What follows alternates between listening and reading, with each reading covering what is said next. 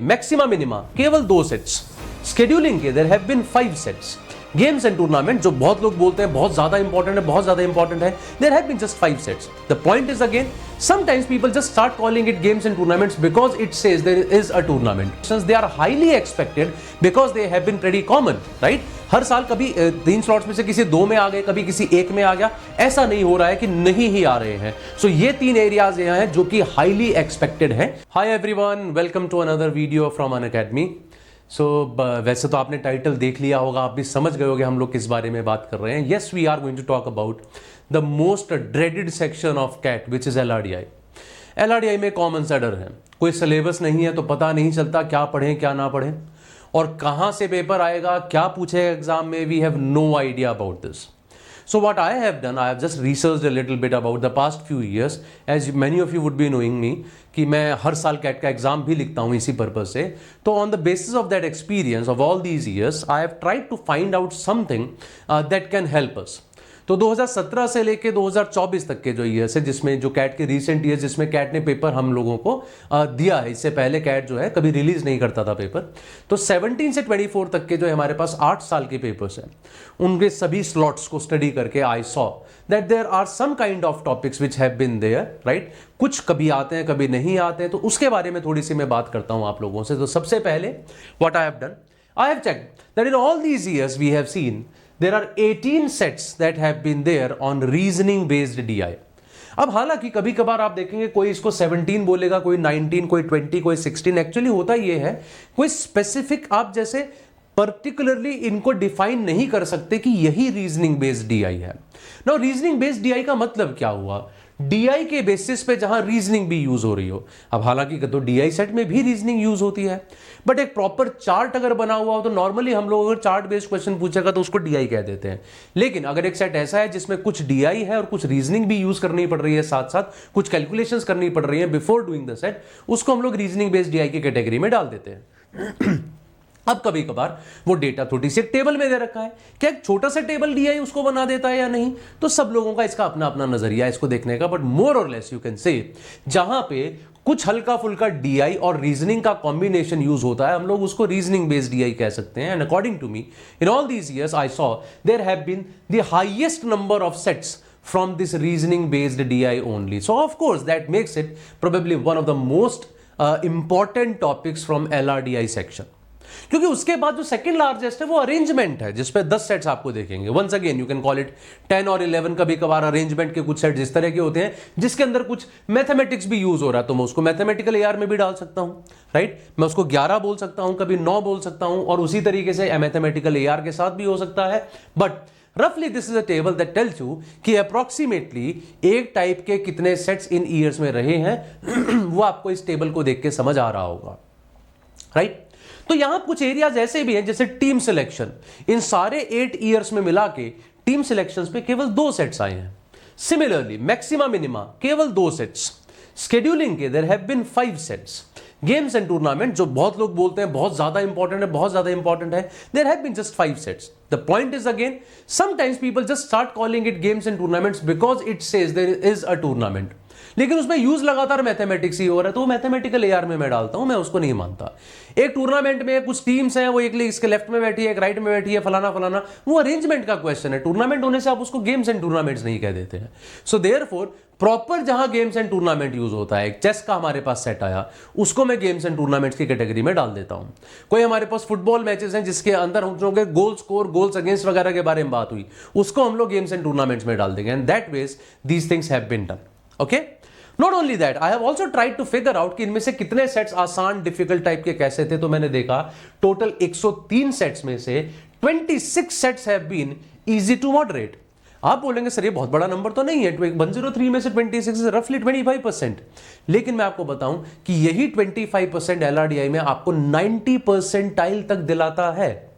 मतलब अगर आप 40 मिनट में कोई एक सेट ढूंढ के आसान वाला वो भी कर डालते हैं, 25% अपने पेपर का कर डालते हैं, तो आपको 90% ही मिलता है. और ज्यादातर ये इक्वली डिस्ट्रीब्यूटेड है ओवर द ईयर्स। ये मत समझना क्या पता एक साल में 5 आसान आ गए हों और अगले साल में एक भी नहीं आसान है, नहीं ऐसा नहीं होता। ज्यादातर आपको हर सेट के अंदर मोर और लेस एक आसान सेट मिलता ही है। So there have been 13 sets from data interpretation as well, जो मैंने उसमें नहीं गिना इन 26 के अंदर। हालांकि बहुत सारे जो डीआई के सेट्स हैं they are also considered on the easier side. Rather ज्यादातर लोग ये कहते हैं कि एलआरडीआई को आसान बनाता ही डीआई है। अगर डीआई ज्यादा आएगा तो आपका सेक्शन ऑटोमेटिकली इजी हो जाएगा एंड यू विल सी कि कट ऑफ्स भी ऑटोमेटिकली थोड़ा सा हाई साइड पे चली जाएंगी। कैट 2024 इसका बहुत अच्छा एग्जांपल भी है। And most of the sets have been on the moderate side. ये मत सोचेगा अच्छा ठीक है इजी टू मॉडरेट तो बाकी तो सब मुश्किल ही है, नहीं, ज्यादातर सेट मॉडरेट ही होते हैं। जैसे 25-26 सेट आपको इजी से मॉडरेट नजर आ रहे हैं, अगर मैं डिफिकल्ट सेट्स में डालूंगा तो शायद मैं सारे ईयर्स के मिला के 10 से 12 सेट डिफिकल्ट में डाल पाऊंगा, बाकी सभी सेट जो हैं वो तकरीबन मॉडरेट की कैटेगरी में ही आते हैं। So that's the difficulty level of all these sets from LRDI in the past 8 years that I can talk about. Before I move ahead, a small information for all of you that currently you can get CAT 2025 course at Unacademy for just 15,499. Right?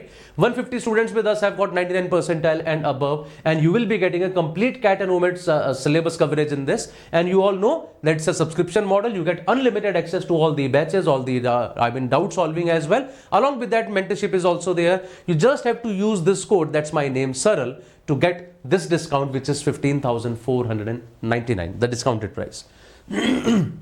Now this is a table that I just wanted to show you कि क्या मैंने उसमें किया है. So I just prepared an Excel sheet और उस Excel sheet में I made reasoning based DI, grid based questions, Venn diagram, games and tournaments, arrangement and all these types. Then I saw कितने सेट्स आसान मुश्किल वगैरह रहे, कितने sets इसमें आए, कितने Venn diagram में, कितने ग्रिड में, गेम्स एंड टूर्नामेंट्स में. Possibly this might not be clearly visible to you because पूरी शीट का थोड़ा सा फॉन्ट छोटा हो जाता है, लेकिन रफली मैंने देखा अगर आप रीजनिंग बेस्ड डीआई की बात करो तकरीबन हर साल ऐसा हुआ है कि रीजनिंग बेस्ड डीआई पे सेट्स आते ही हैं. Apart from that arrangement is also a very important topic. 2024 को छोड़ के अगर आप देखो तो हर साल अरेंजमेंट बेस्ड सेट आए ही आए हैं. नॉट ओनली दैट, आप यहां देखिए mathematical reasoning also has a set almost every year. Apart from that I see routes and networks have been very common in the recent past. अभी पिछले कुछ सालों में आप देखो लगातार रूट्स एंड नेटवर्क से क्वेश्चन आ रहे हैं, राइट. और अगर मैं बात करता हूं let's say logic based sets की, लॉजिक बेस्ड सेट बहुत ज्यादा नहीं है, लेकिन अगर आप मिसिंग डेटा की बात करो तो कोई भी क्वेश्चन पिछले कुछ सालों में नहीं देखने को मिला है. जस्ट वन सेट 2024 में आ गया. सिमिलरली अगर मैं वेन डायग्राम की बात करता हूं तो वेन डायग्राम में 2023-24 में कोई सेट नहीं नजर आ रहा. गेम्स एंड टूर्नामेंट्स में पहले कुछ भी नहीं आता, केवल एक सेट था, तो अभी केवल एक आधा सेट आ जाता है. मतलब ये कोई पैटर्न नहीं है, आप किसी पैटर्न को फॉलो करके नहीं चल सकते. अगर मैं इस पूरी टेबल को देखूं तो मैं नहीं कह सकता इस साल पक्का ये होने वाला है, लेकिन we can get an idea. Of course I can't say ये 4 टॉपिक कर जाओ कि ये 4 टॉपिक पे सबसे ज्यादा क्वेश्चन आने वाले हैं, किसके बेसिस पे, क्योंकि सब लोगों का अपना लॉजिक होता है. कोई कहता है सर इस पे बहुत लंबे टाइम से सेट नहीं आया, इसका मतलब अब आएगा, ये भी एक लॉजिक है. कुछ लोगों को होता है ये तो हर साल आ रहा है तो यही आएगा, ये भी एक लॉजिक है. ये भी रिसेंट ईयर्स में आया, पहले नहीं आता था तो ये आएगा, ये भी एक लॉजिक है. But actually you can't say what is going to happen. But one thing that with almost certainty we can say is data interpretation is must for you. If you look at that table, वो last में मैंने data interpretation आपको दिखाया था.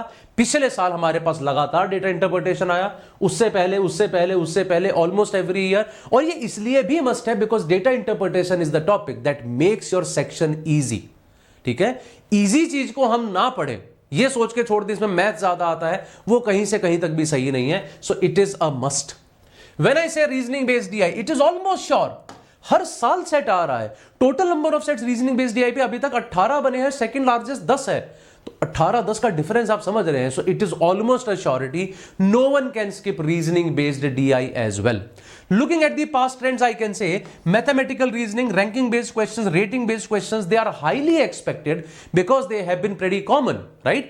हर साल कभी 3 slots में से किसी 2 में आ गए, कभी किसी 1 में आ गया, ऐसा नहीं हो रहा है कि नहीं ही आ रहे हैं. सो ये 3 एरियाज हैं जो कि हाईली एक्सपेक्टेड हैं, इन पे अच्छी सी पकड़ बना लीजिए. And when I talk about routes and networks, apart from that set theory and arrangement based questions, they are also important. As I always said, ये आप कभी श्योरिटी से नहीं कह सकते ये 4 चीजें कर जाओ तो इन पे तो सेट आएंगे ही आएंगे. It's always just a probability that's going to happen. But I am sure that if I do all these topics data interpretation, reasoning based AI, mathematical reasoning, ranking, ratings, roots and networks, set theory and arrangement. ये सब topics करके there are 99% chances you will get at least 2, right? And more, I would say more towards 3 sets out of 4 from these areas only. और जब at least 2 भी मैं कह देता हूं तो 2 सेट करने पे मेरा 99 परसेंटाइल आराम से क्रॉस हो जाता है, तो इसका मतलब 2 सेट अगर इन पे मिल जाते हैं that's more than sufficient. So in my opinion this is your expected CAT 2025. I am assuming, right, मतलब अगर मुझसे पूछा जाए कि किस तरह का पेपर लेके एक्सपेक्टेड है, 1 set of data interpretation almost 95% chances आएगा, reasoning based DI 1 set almost 95% chances आएगा, मैथमेटिकल रीजनिंग, रैंकिंग, रेटिंग्स पे बेस्ड क्वेश्चन आने के बहुत ज्यादा चांसेस हैं, routes and network, set theory, arrangement वो आपके स्लॉट पे डिपेंड कर सकता है। 3 स्लॉट में से मतलब आपको कम से कम एक में रूट्स एंड नेटवर्क देखने को जरूर मिल जाएगा, कम से कम एक अरेंजमेंट, कम से कम एक सेट थ्योरी आपके सेट में आता है नहीं, वो श्योरिटी से नहीं कह सकते। So this is the expectation of LRDI from my side.